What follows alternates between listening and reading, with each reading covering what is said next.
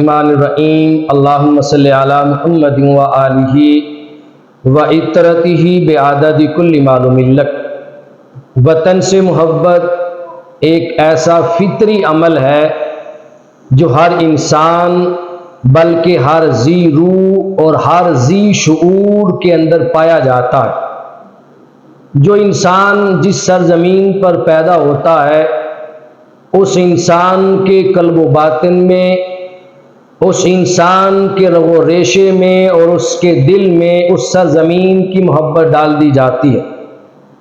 الحمدللہ ثم الحمدللہ ہم ملک پاکستان کے محب وطن شہری ہیں اور اللہ تبارک و تعالیٰ نے اس وطن عزیز کی محبت ہمارے سینوں میں ڈال دی اور ہم اس وطن عزیز سے محبت کرنے کو اپنے ایمان کا حصہ جانتے اور مانتے ہیں۔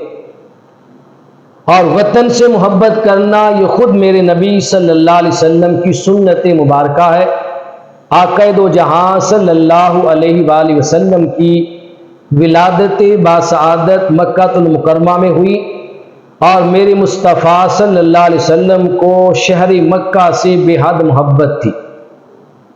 جب میرے مصطفیٰ صلی اللہ علیہ وسلم مدینہ المنورہ ہجرت فرما کے تشریف لائے تو اللہ تبارک و تعالیٰ سے دعائیں کی، اللہ ہمارے دلوں میں مدینہ المنورہ کی محبت ایسے ڈال دے جیسے تو نے مکہ المکرمہ کی محبت ہمارے دلوں میں ڈالی تھی۔ اور پھر دعا کی، اللہ ہمارے دلوں میں مدینہ المنورہ کی محبت مکہ المکرمہ کی محبت سے بھی زیادہ ڈال دے۔ تو آقا دو جہاں صلی اللہ علیہ وسلم کی اس دعا سے اور آپ کے عمل سے معلوم ہوا کہ اپنے وطن سے محبت کرنا یہ حضور کی سنت بھی ہے اور مصطفیٰ کریم علیہ السلام کی دعائیں بھی اپنی وطن کے لیے۔ آج ہم بھی اپنے وطن ملک پاکستان سے محبت کرتے ہیں اور اپنے وطن کی محبت کی رب کی بارگاہ میں دعائیں کرتے ہیں۔ یہ وطن پاکستان اللہ تبارک و تعالیٰ کی نعمتوں میں سے ایک خاص نعمت ہے۔ یہ اللہ تبارک و تعالیٰ کی جانب سے ایک خاص تحفہ ہے۔ رمضان المبارک کے مقدس مہینے کے اندر 27ویں رمضان المبارک کو یہ ملک پاکستان، یہ عظیم وطن 14 اگست 1947 کی صبح میں معرض وجود میں آیا اور اتفاق یہ ہے کہ 27 رمضان المبارک یہ نزول قرآن کی رات ہے اور 27 رمضان المبارک ہی قیام پاکستان کی رات ہے۔ اللہ تبارک و تعالیٰ نے 27 رمضان المبارک کو قرآن مجید اپنے محبوب پہ نازل فرمایا اور 27 رمضان المبارک کو ہی پاکستان کا قیام ہوا۔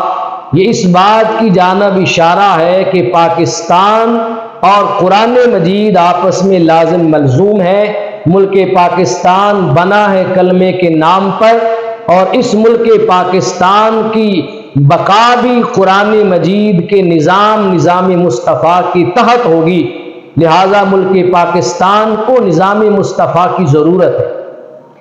آج ہم ملک پاکستان کی قدر و قیمت کو بھول گئے۔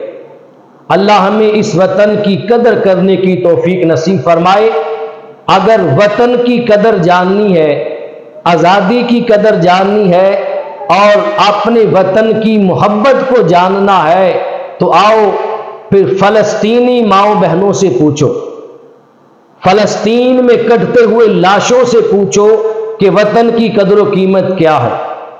ان جبینوں سے پوچھو جنہیں کئی سال ہو گئے بیت المقدس میں سجدے کے لیے ترس رہی ہے۔ وطن کی قدر و قیمت پوچھنی ہے تو کشمیری ماؤں بہنوں بیٹیوں اور بھائیوں سے پوچھو۔